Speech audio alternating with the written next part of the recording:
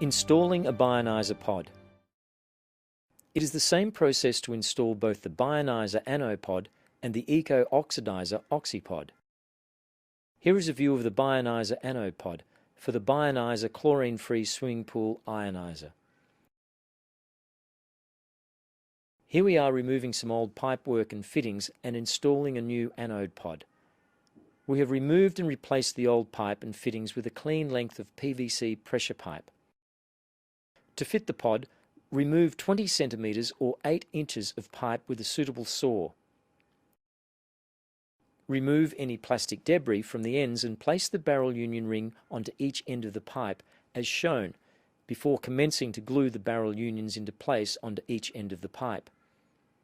Once the two barrel unions are glued into place, you are ready to fit the pod. Place the pod between the two barrel unions and tighten the ring fitting onto each end of the pod. Be careful not to cross-thread the rings onto the ends of the pod and do not over-tighten the ring onto the pod. Also, make sure not to lose the O-ring seal in the end of each barrel union. Have them both in place before installing the pod. We prefer the anode connectors on the pod are opposite each other, as shown here, when the pod is installed horizontally.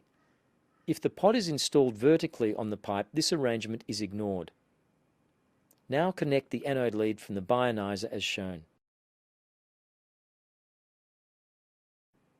It doesn't matter what fitting attaches to either connector.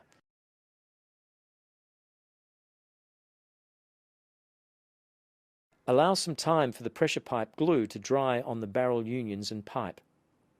Then switch the pump on to get the water flowing through the system to check for any leaks. You may note we have glued pipe size reducers into the barrel unions to allow the 40mm size pipe to fit the 50mm size barrel unions. There is no requirements for these reducing bushes if you have a 50mm size pipework.